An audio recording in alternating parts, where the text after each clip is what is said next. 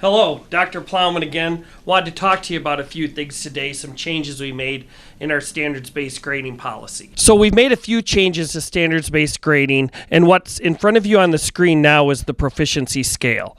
So let's talk through that quickly. If you look, the first level that we want you to concentrate on is proficiency. So when your teacher's talking to you about how you're doing on a learning target, what we want to do is start with the words that we have here. So proficiency means you can independently meet the learning target for the skills being taught. So your teacher tells you you have a learning target over this. If we deem you proficient, that will be where you're at. Moving up, advanced means going beyond just independently knowing it. You're able to apply it in different ways.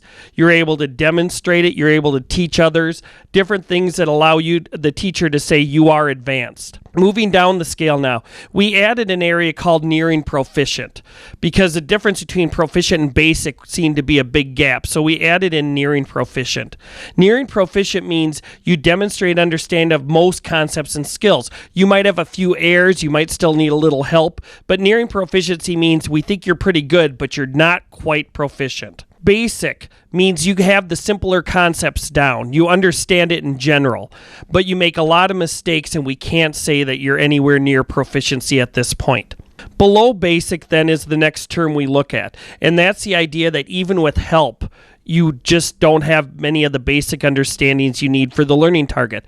As you guys know, you can move up on these things by doing makeups, studying with the teacher, etc., to move you up to different levels.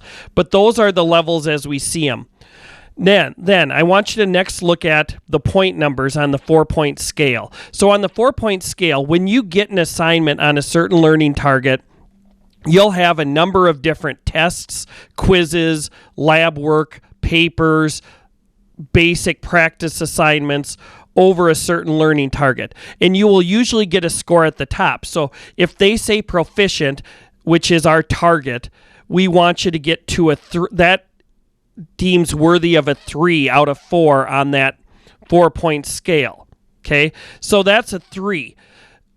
In the years past, teachers could put a 3.25 or a 2.75.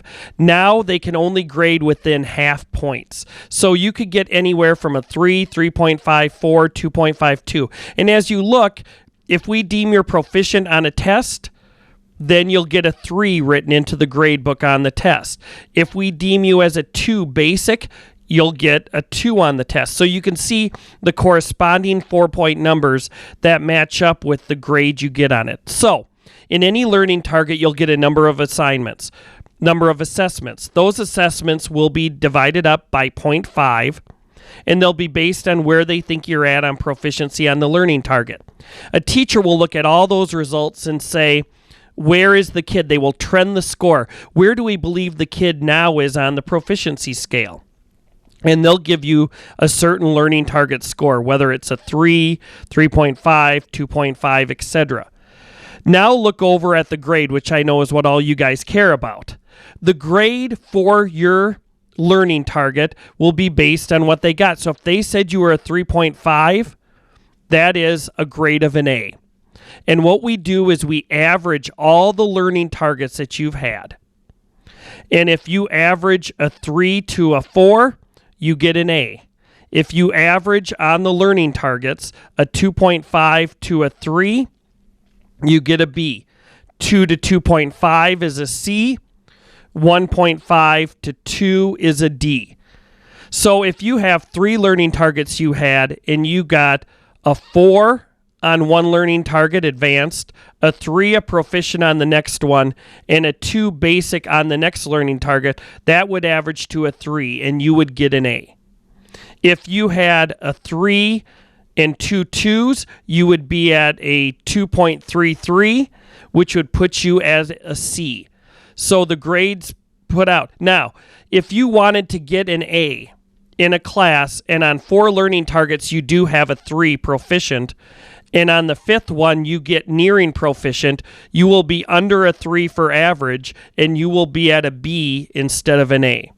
The other thing we have done is we've taken away minuses and pluses from the grading scale. So you'll no longer have a minuses in class. You either get an A or you get a B. It simplifies the calculation, etc. When your parents and you look at grades, you should look at what are my learning target scores and then the grades based on what they are averaged. Hope that gives you some insight on what our grading scale looks like today.